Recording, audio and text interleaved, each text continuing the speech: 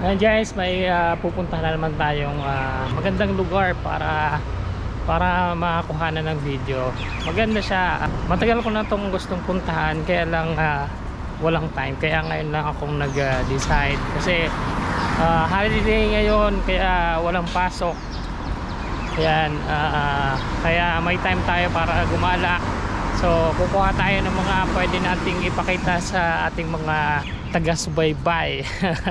Thank you so much sa mga sumusuporta lagi na nag-i-enjoy sa mga ina-upload nating video mula dito sa Hong Kong. Ayan, dito tayo, pupunta tayo ng MTR, tapos magbabas, then konting lakad. So umaabot na natin yung view na gusto kong videohan na para ipakita sa inyo. Yan, lakad lang tayo papuntang baba. Yan, napakaganda ng panahon ngayon. Ang ganda ng sikat ng araw, kaya sana makarating kaagad tayo doon para maliwanag. So tara, update ko kayo.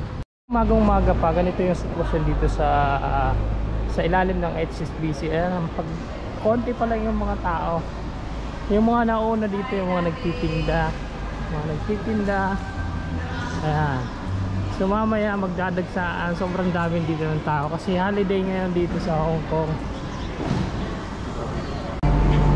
Kasi follower pa pala niya eh. Pasensya na, hindi ko kasi May nakasama natin kabayan, isang follower natin. Thank you so much. Ayan. Saan na kayo? Exit, sabay na tayo dali. Saan ba tayo? Exit ako eh. Dito tayo. Exit A. A3 daw kami. A3 kayo, ako A. Ayan. Pupunta sila ng check o ako naman na pupunta lang ano. A3.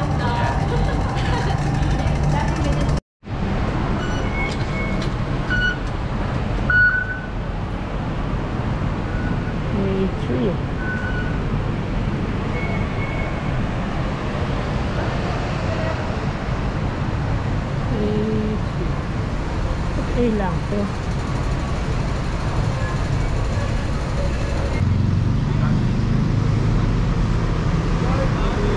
Ito pala yung mga bus terminal. So hanapin natin yung bus 14 dito. 14, yung bus 14 wala doon sa terminal ng mga bus. So dito tayo sa Kings Road. Ayan o, bus 14 papuntang Stanley via Taitam Road.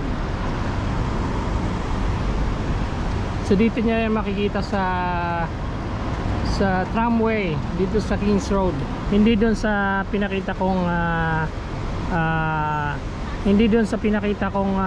bus station. So dito lang yan sa ano.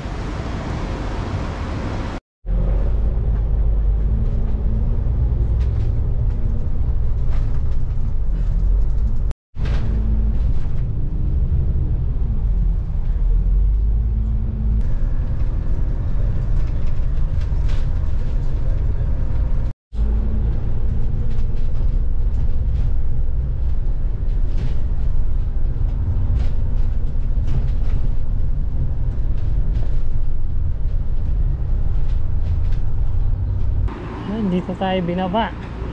Ito yung dam.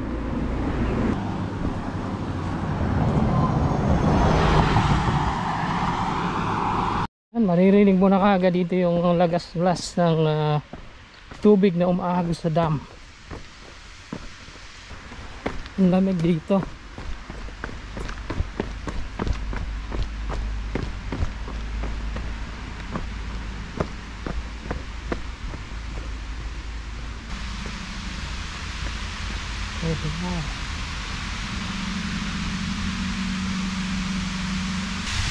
Ito yung dam.